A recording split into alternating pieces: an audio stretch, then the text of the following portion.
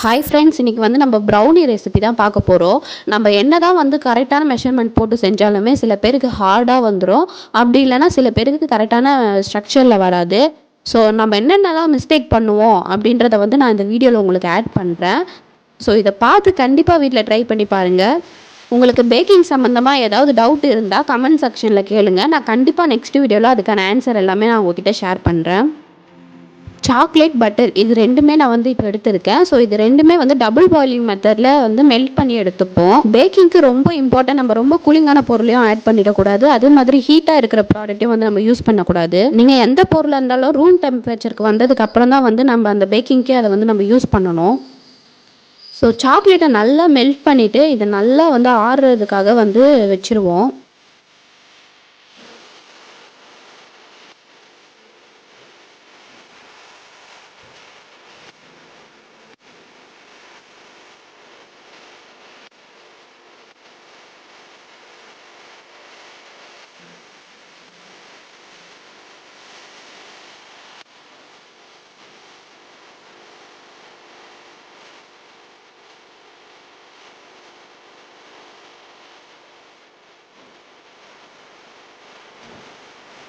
நான் 3 எக்கை ஆட் பண்ணிக்கிறேன். ஸோ இது வந்து நம்ம ரொம்ப ப்ளஃபியெல்லாம் பீட் பண்ணணும் அப்படின்லாம் இல்லை.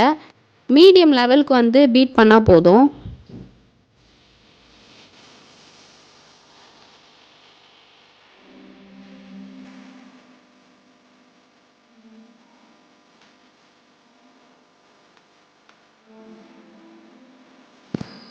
எக்கு நல்லா பீட் பண்ணதுக்கப்புறம் நம்ம ஆல்ரெடி மெல்ட் பண்ணி வச்சுருக்க அந்த சாக்லேட் இருக்குது இல்லையா, அது கூட வந்து நான் நல்லா ஆட் பண்ணி விட்டுறேன்.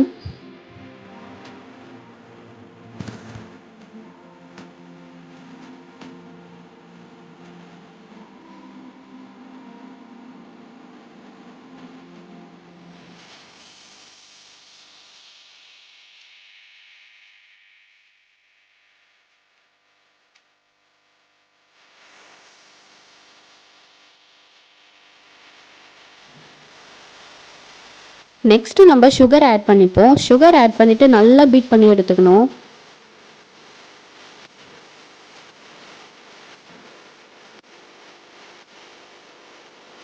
நெக்ஸ்ட்டு வெண்ணிலா எசன்ஸ் ஆட் பண்ணிப்போம்.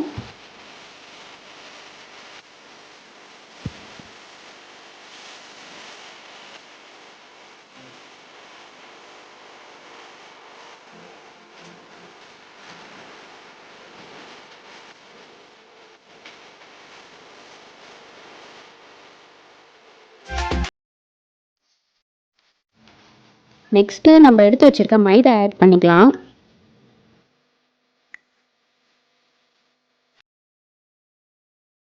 கூடவே கொக்கோ பவுடர் ஆட் பண்ணிக்கலாம். ஸோ அவ்வளோதாங்க, சிம்பிள் ப்ராசஸ். இது எல்லாமே ஆட் பண்ணிட்டதுக்கப்புறம் நல்லா மிக்ஸ் பண்ணி விட்டுக்கலாம். ப்ரௌனியோட ஸ்ட்ரக்சர் எப்பவுமே அந்த மாவு வந்து நம்ம ஆட் பண்ணும்போது ஃபுல்லாக இந்த மாதிரி ரொம்ப ஸ்டிக்கியான கன்சிஸ்டன்சியில் தான் இருக்கும்.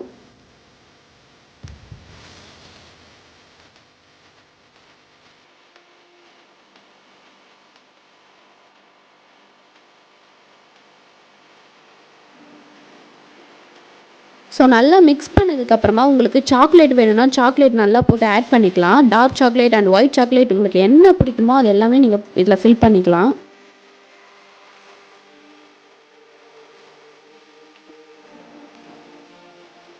மேலே டெக்கரேஷனுக்காக கேஷ்யூ அண்டு ஆல்மண்ட்ஸ் அந்த மாதிரி எது வேணாலும் நீங்கள் ஆட் பண்ணிக்கலாம். எல்லாமே நம்மளோட க்ரியேட்டிவிட்டி தாங்க. ஸோ நான் வந்து 1/2 kg டின்னில் இந்த பேட்டரை ஆட் பண்ணிக்கிறேன்.